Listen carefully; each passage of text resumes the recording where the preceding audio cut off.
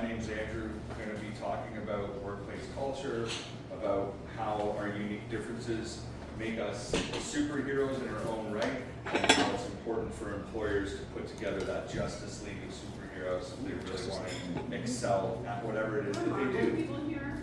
Oh, you're Marvel people here? Okay, cool. So we can, I will be the Thanos to, no, I'm just kidding. I will not try to take over the world. Half of you are just as amazing as the other half. We don't need to get rid of anybody. But yeah, so I heard that you guys do these snack and learn things, and I wanted to come and see what that was all about. I know Christy and Stephanie pretty well from our opportunities networking, and so happy to be here to meet all of you in person, to tell you a little bit about myself and about why I'm passionate about doing this sort of thing. So I'm not going to read any of that stuff. Feel free to if you want, but all it says is I've done stuff. So I've spent my life doing stuff like most of us have, and at one time I was really proud of the stuff that I've done, and I'm still proud of it, but you know what, now I see that there was an opportunity to be even better, to be a different evolution, to evolve to that next level of superhero. And so I'm going to tell you a little bit about my journey. You know, I've had the opportunity to work with some really amazing companies. One of those companies was Vista Equity, which is the world's largest software equity company. And what they do is they buy software companies and they make them better.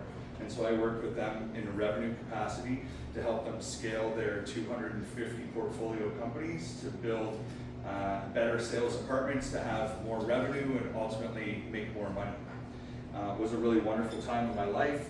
It was around the time that I met my wife. So this building in the back, I shouldn't have done that, I stole my thunder, but this building in the back here is One Prudential Place. It's a really prominent building in the Chicago skyline. I spent weeks there with Matt Dixon, who did the Challenger sale, which might not mean anything to you, but he's pretty well known in the space that I play in. And while I was there, they had the World's Jazz Music Festival. So my wife came down, we spent the weekend at the Jazz Music Festival, eating Giordano's deep dish pizza, looking at architecture, and just having an amazing time. But you know what, as fairy tales go, it's not always as peachy and rosy as it seems from the outside. So I'm going to tell you a little bit about my journey. So just like anything, we start as a clean slate. You know, we don't know what we're supposed to be or what we're destined to, and we strive to work hard to be something. And so I worked really hard, went to school, post-grad, went back to school, got hired before I finished my program into corporate America, and I was really proud of myself and patted myself on the back, and it was doing great until I realized that it wasn't always cracked up to be what it looked like from the outside in, and it was a lot of hard work and a lot of thankless hours that were put in to really not get as noticed as you probably should when you're working that hard. As corporate America goes, you know, from the podium, it's everything's great, we're making money, dividends are awesome, but in the background, managers are struggling and people are starting to sacrifice little pieces of themselves for the greater good of that organization.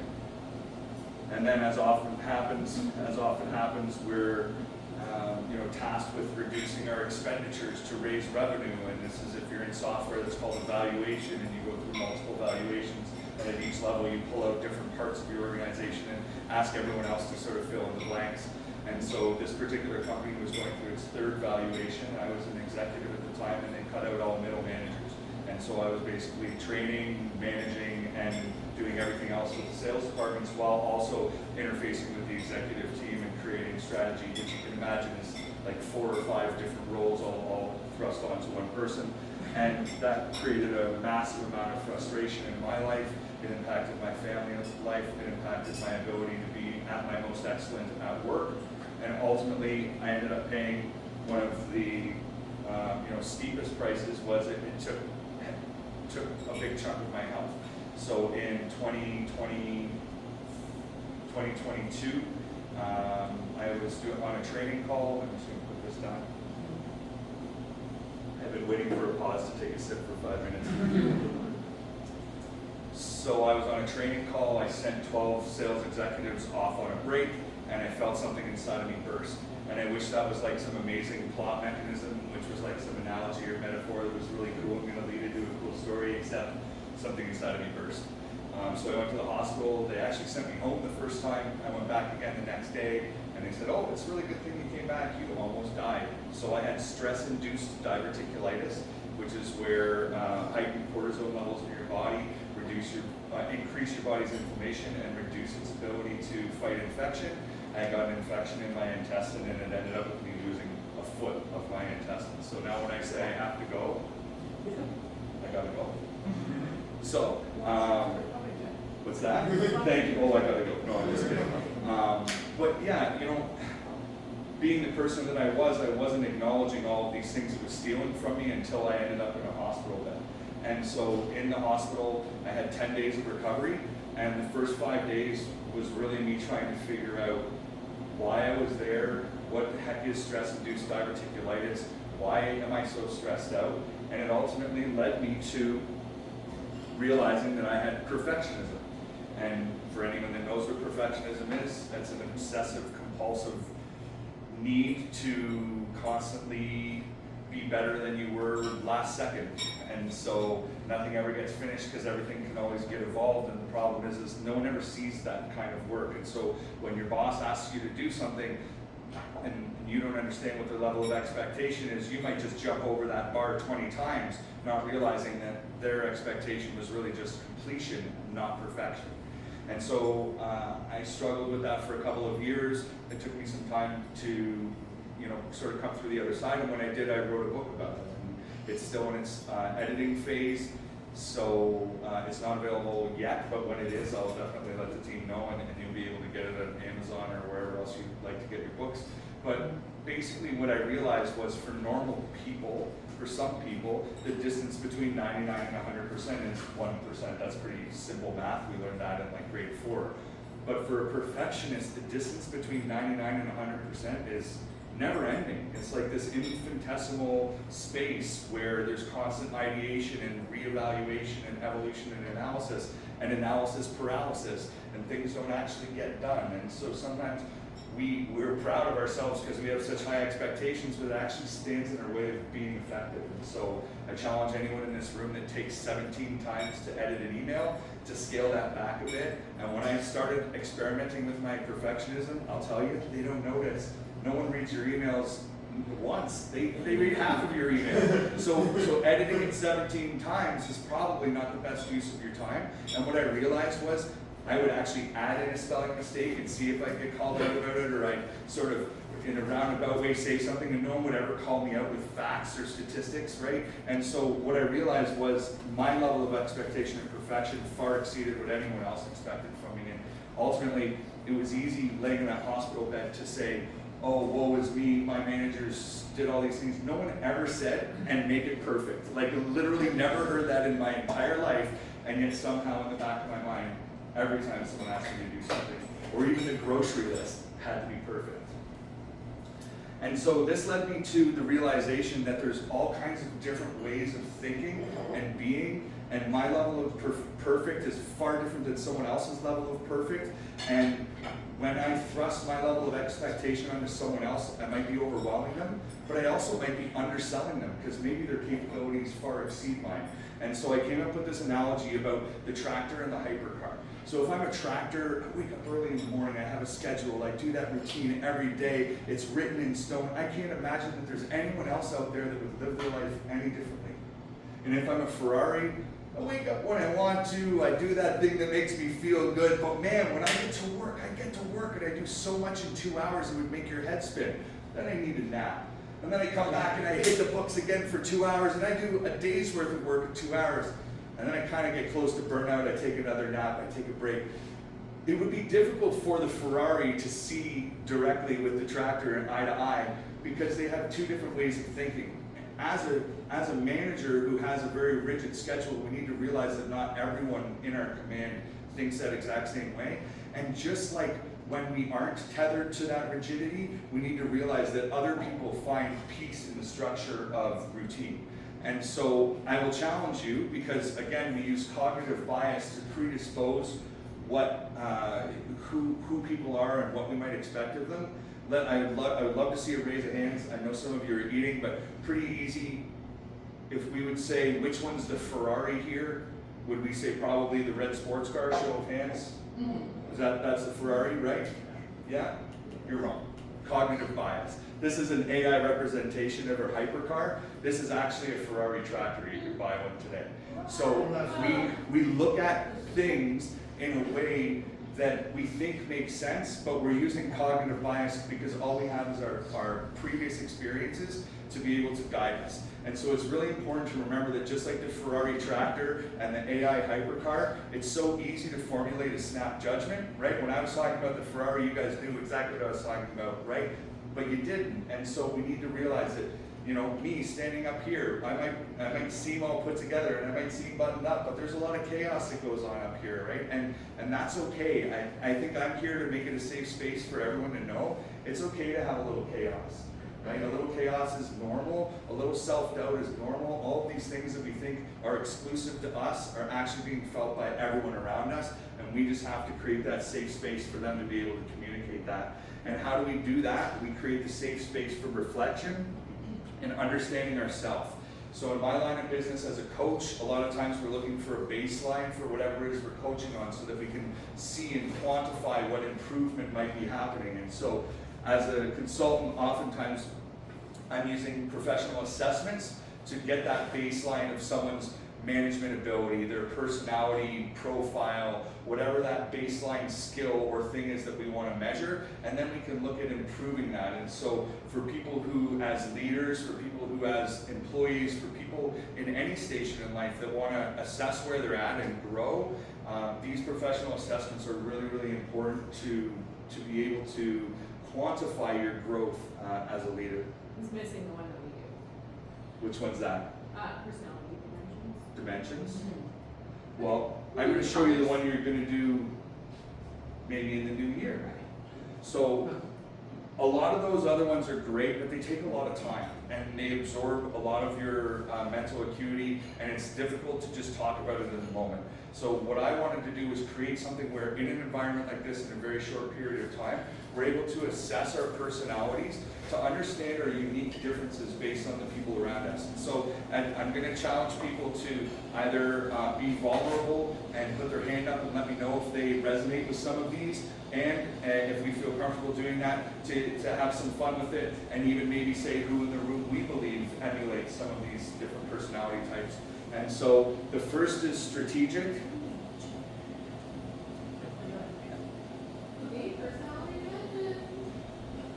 So the first is the strategic thinker. They're very firm, they're usually very strategic, they're strong-willed, results-oriented. They know what the structure is, and they're willing to tell you how to get there, or to at least help you to see the value in their way of thinking. Katie. I was about to say, I'm all the time. She's not here. So these are oftentimes what we think of as like the leader or the boss, but sometimes that's like the overbearing boss, or the boss is like really knows what they're talking about, but is sometimes very confident about telling us about that. And so we can all think of different personalities in business or in the movies or in our favorite show that emulate that strategic way of thinking.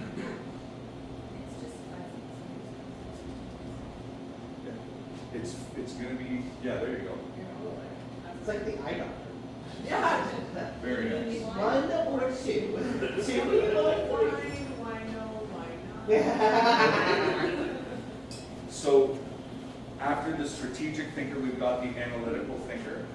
You know, one thing that I will often talk about is finite thinking versus infinite thinking. If anyone's familiar with Simon Sinek and his sort of philosophy about that, I would say that strategic and analytical thinkers tend to be more finite thinkers. They're looking at the specific results as benchmarks about whether that success was achieved or not.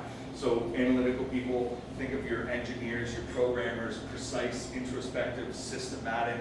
They are very regimented, sometimes to a fault, but when you need a process, these are the people that you're going to go to. Anyone in this room that is brave enough to put up their hand and say that they feel like they're an analytical thinker? Yeah, great. And what's your role in the organization? The chef, okay, great. So high level of organization, planning out menus. It's introspective part of that. Okay, good, I love it. I would say Jude to some degree with the systematic part, like whenever there's something that, you know, is new or an oopsie or something like that, like Jude's the first one to go, let's do workflow, let's have have a system in place for this. I see that part. I see John as a really analytical too. What do you think, John? Yeah. Just like, you know, we like to know our numbers, we like to plan and have systems for stuff. And be precise, for sure. I think John is precise, yeah. And that is hugely important. We also need inspirational thinkers, so people that have high energy, are optimistic, they're outgoing, they're bringing the laughter, they're bringing that comfort to the table, they're inspiring people to evolve, to grow, and creating that safe space for them to do that. I'm sure there's a lot of inspiring thinkers in this room. Does anyone want to call out one of their colleagues? I have my kids. I see a lot of our team leads in this role too. I was gonna say me, but I'm not optimistic. Actually, you're who I had in mind for that. Like when we're at events, like you're high energy, you're outgoing, you're up all On the over. dance floor? Getting everybody together. I see Antoine like that too. Like If Eunice was here. if you is for sure. Did you have a wedding couple ask you to go dance? Yeah. Yeah. So and a lot of what we do is teamwork, and I think we see that in a lot of our team leads. Yeah, and it's usually important to have all of these people in a room, but the inspiring person sometimes makes it a little more fun. And then the likable person. So I think of this as often like the office manager who's sort of the glue that binds everything together, the person that you go to when you have, you know, an itch that you don't know how to scratch, that they're going to help you figure out how to solve that problem. And, you know, they're accommodating, they're not in that way, even-tempered and tactful. But you know what I mean? Like sometimes we have problems and we don't know where to go, we don't know who to go to, we don't know who to confide in. There's always one name that rises to the top as that person you can go to with any problem, never get judged, and always get the solution that you're looking for. So who's that in this organization? Who's tactful? Okay, well, this is, yeah, I know this is like sort of quasi-restaurant industry, so tactful is within reason, but. If Kristen does that very well. She's yet to snap at me, so. I was gonna say, I have a as well. Yeah. Yes, Yeah. even tempered and tactful.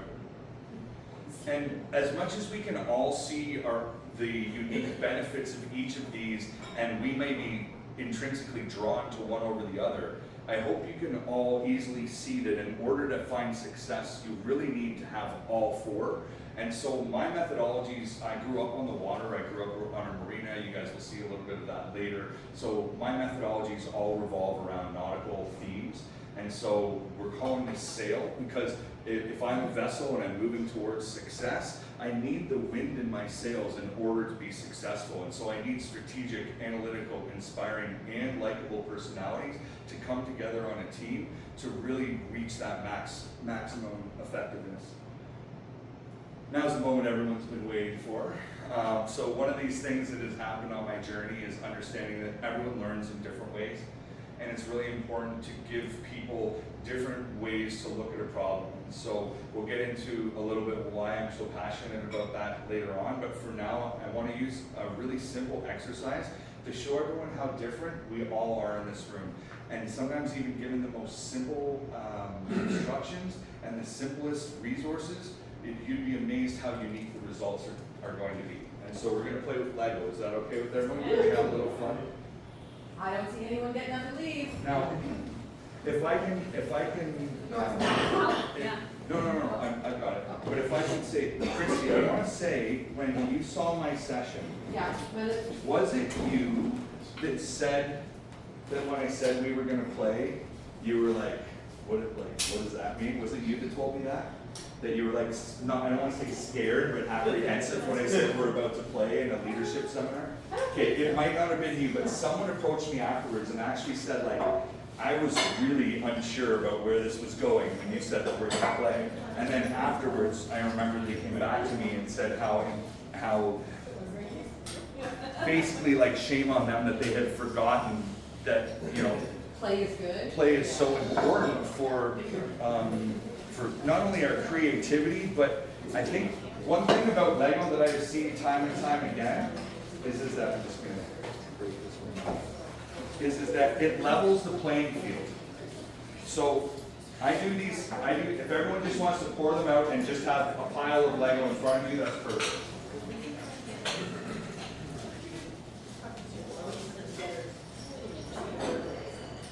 So the best part about Lego, or a lot of these activities, Lego is only one example. I could have given you all crayons, I could have given you all Crayola scissors and cardboard cutouts. It's taking people out of their comfort zone. Like, unless you're an AFOL, I have to spell that out because if you say it too fast, people don't hear AFOL. If you're an adult fan of Lego, then maybe you play a lot of Lego. But otherwise, amazing, I want to hear more about that, that's so cool. What you'll find is that I'm working with CEOs, and in the same room I might have an admin, lower level admin staff and all the managers in between them. But playing with Lego, no one feels like they're sitting next to their boss. No one feels like you're in a different department, or I know better, or I'm smarter, because it's Lego, and really, like, you know, it's all about creativity and it's about expressing yourself. So I'm going to give everyone if I can ask everyone to just deconstruct their Lego, leave it in front of them, and I'm going to give you a very simple explanation, and I would like you to follow these instructions. The one thing I really want everyone to do is don't look at what anyone else is doing, and keep it to yourself until the end, okay? This is really cool, and it's very interesting. So, you're going to follow my 3-word instructions, no peeking, and you're going to do your best to finish before the timer, but if it takes us 45 seconds or a minute, it's really not a big deal. Just hold it to yourself. Okay, without further ado, if I can ask everyone to take the 6 bricks, 7 bricks they have in front of them and create a parrot. Parrot? Create a parrot.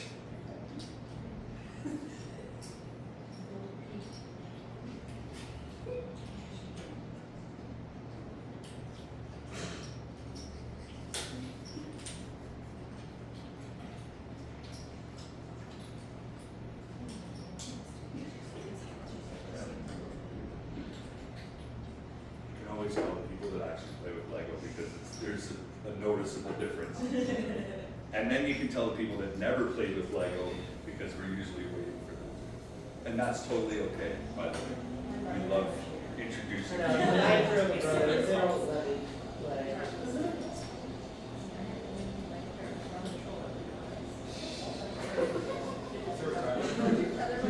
we're gonna, once everyone's finished, we'll start. So we're winding down, maybe 10 seconds.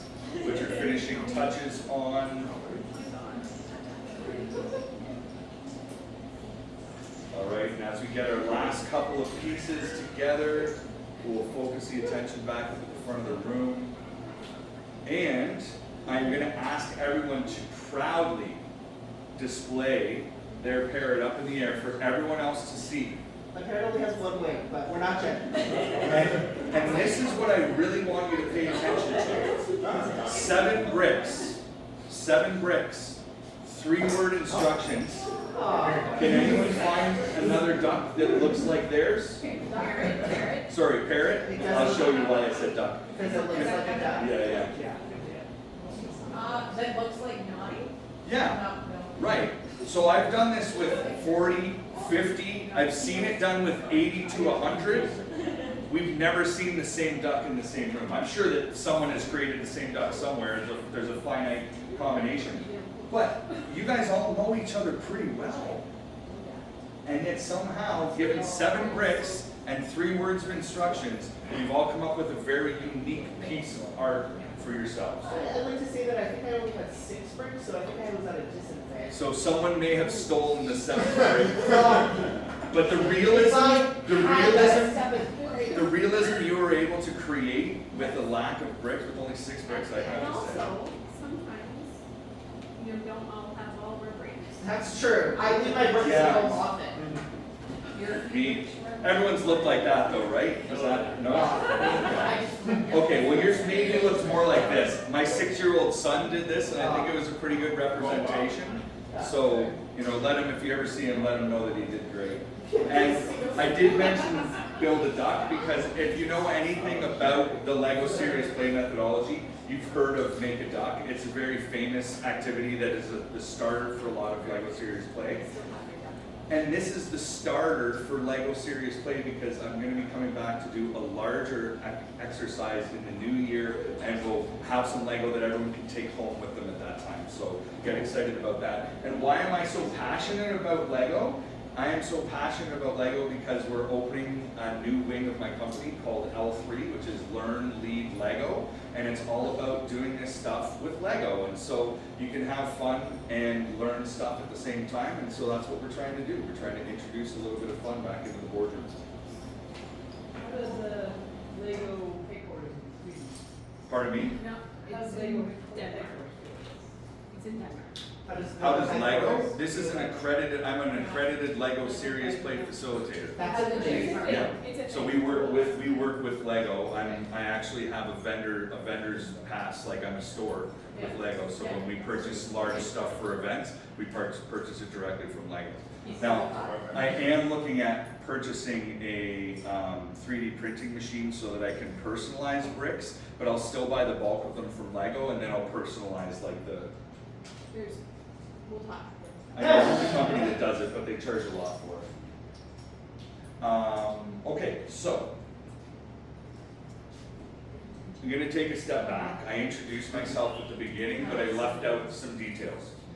And not that I want to change the focus of today, but I think like talking about sale is great, that there's a number of different ways of thinking and we can acknowledge that, but there is an infinite way of amount of ways of thinking. And so I'm going to bring you back to my childhood where, like I told you, I grew up on a marina. And so spending time around the water, fishing, spending time with my family. Unfortunately, a lot of the fishing time, I was isolated. I sort of fished from the shore while I watched everyone else out in the boat. There's a reason for that, because I never shut up and I scared all the fish away. And so as we've grown up, I've realized things about myself, and so I'm going to tell you a little bit about that now. And so I told you earlier about all of my accomplishments, but all of that was in spite of something that I didn't know that was really sort of blew my world wide open. So at 42, after I realized that I had perfectionism, after they took 12 inches of my large intestine out, I realized that really this obsessive need to be perfect stemmed from ADHD. And so at 42, I got a diagnosis of ADHD, which helped me to realize how drastically different every individual thinks, and how my whole life I had probably been selling people short around me because I expected that they viewed the world in the same way that I did. And they definitely don't. None of us do. And unfortunately for a lot of my life, I walked around thinking everyone had a lot of chaos up here like I did, but was much more graceful and was able to handle it a lot better than I did. And now that I realize we all may have our own chaos going on, but no one's is quite as unique or is the same as mine. And so I equate it to walking through a maze and not knowing that you were walking through a maze. There was sometimes a series of days in a row where I didn't bump into anything, so I made a left turn and a right turn, and that was great. But there were also other days that I woke up running into a wall and went to bed running into a wall, and those things developed mechanisms or mannerisms in me that it's called a mask, and my mask got very thick, and I forgot how to play, and I forgot how to be this creative individual that I was. And so at that time when I was working so hard for those software companies, I was forgetting about some of the best parts of me. And so now that I've come through that, I've become completely disenfranchised with wanting anything to do with being part of corporate America and want everything to do to affect change on it from the outside. And so this is why I'm really passionate about coming to organizations, speaking my truth, being a little bit vulnerable, which hopefully makes everyone feel slightly uncomfortable, because if it does, you're gonna remember this. And if not, then maybe you're dealing with it too. But I want to take a second to talk about neurodiversity, because I think that's something that is hugely important. We hear a lot about it in our society, but we may not understand it. And I'm certainly not an expert at it. I just happen to be a neurodivergent individual who did a heck of a lot of research when he realized that he was neurodivergent. So what is neurodiversity?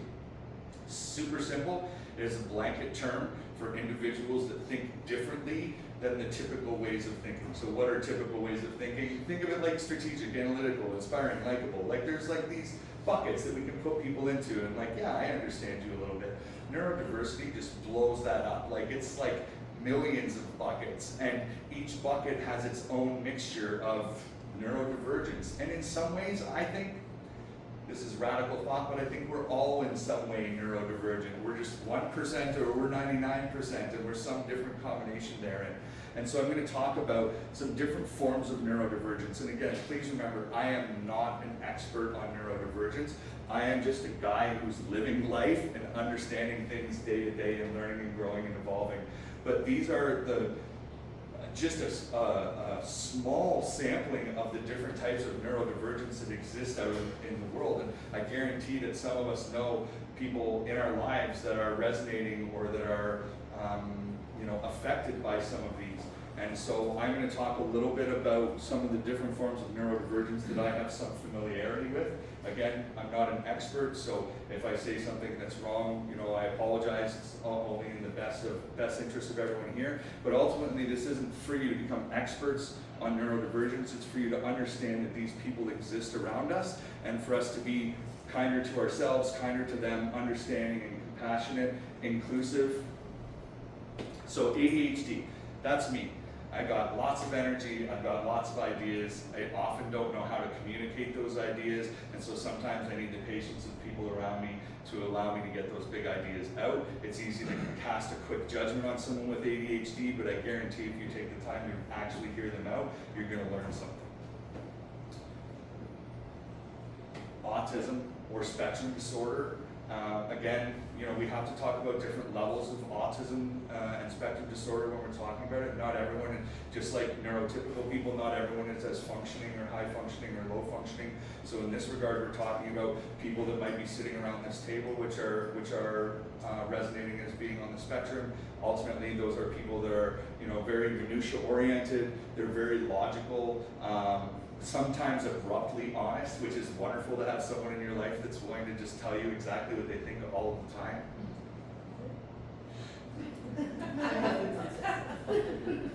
OCD, so I in some ways suffer from OCD, which stems from my ADHD, and these are people that are meticulous to the minutiae of details, but they're also highly reliable because once they say something, they'll do everything they can to ensure that that thing is met.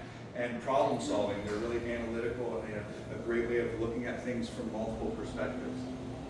Dyslexia, this is one that I think is really interesting because I think everyone in this room, and hopefully maybe the younger generation, don't quite have the stigma that some of us more seasoned veterans do.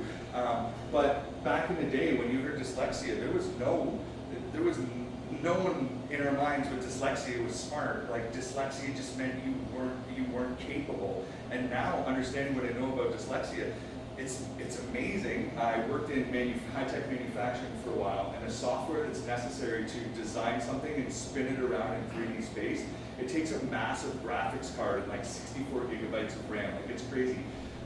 People who are dyslexic have the ability to think in 3D. I'm going to use this as an example. Just think of this as a piece of paper, okay? So people that are dyslexic think in a dimension that we don't see. So if I show you this, which is a piece of paper, imagine it has writing on it, it's 2 dimensions. But if I turn it like that and you can only see 1 dimension of it, how many of the words on that page would you be able to read? Would you be able to read any of them? So this is the exact same thing that's happening with people that are dyslexic. They perceive a 3rd dimension. This should be a cube, not a sheet of paper. So we've taken away that 3rd dimension, so their brain has difficulty perceiving the 2 dimensions on that page. And so they're actually brilliant. We just as a society haven't figured out the ability of how to isolate that brilliance and help them to really expand their abilities. And then this is one that I'll almost guarantee no one in the room has heard of, and I hadn't either. So I want everyone to know that it's not easy to stand up here and say that I'm neurodivergent. It's not easy to stand up here and say that I've had difficulties in my life, but I can tell you about the first time that I did it. I was in Kansas. I was finishing my executive coaching designations, and they were saying everyone's got an 80, but no one knows what their 20 is. And I was like, okay, my 80 is revenue and leadership. I put up my hand, I said, I'm not normally the vulnerable type, which after this you might go, yeah, right, but I wasn't. I put up my hand and I said, I'm kind of going through this thing. I'm learning a lot about myself. Do you think this would be something that other executives would be interested in coaching on or learning about? And everyone in the room was like, yes. And it was almost like a cult. Everyone's like, yes, you should do it. And I'm crying. It's like, oh my God, it's my meeting of my life. 2 months later, I got an email from a guy from Florida that was in that class with me. Me mentioning that in that class gave him the strength to pursue understanding things about himself that he didn't know. He came full circle to something that, when I compare it to ADHD, it seems very minor compared to it. His whole life he had been dealing with RAD21, which is a genetic mutation which drastically inhibits but also bolsters different parts of his ability. And so he had always known for 40 years of his life that there was something that was different about him, and it was, and I would never say this if it wasn't true, it was only through me finding the strength that day to have that conversation in a room full of people that he felt comfortable going and finding that out. He and I are very close. Steve Jones, very good friend of mine. But there's a reason why I'm standing here doing this and why I'm going to be a little bit uncomfortable. It's because there's people out there that need to hear the message, and there's people out there that need to hear the message that there's guys like Steve Jones out there that we've been selling short or overwhelming our whole lives without knowing it. And so we need to really understand that everyone in this world thinks differently. And in order to create that masterpiece that we're looking for, we can't just hire like-minded individuals. We have to hire people that challenge us. We have to hire people that are sometimes challenging, because challenging people help us to grow as individuals. If everything was easy, that might be comfortable, but that's not going to lead to success. It's not going to lead to growth. It's not going to lead to evolution. And so I want to go back to that tractor versus hypercar analogy. And you know what? It's not always right to put a tractor on a racetrack. And so in my life, I can say there were times I threw tractors on racetracks. But you know what? I'll also say there are times when tractors can kick ass on a racetrack.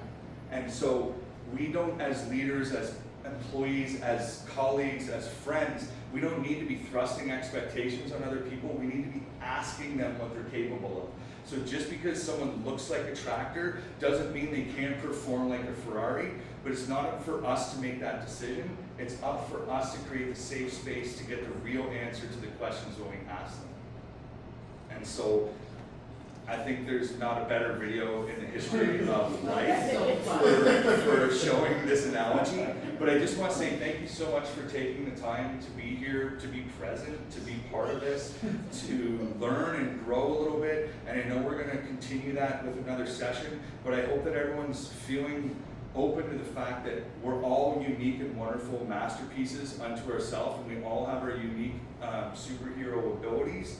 And you work with some amazing people who are going to help you to shine and to find those superpowers that you might not have even known.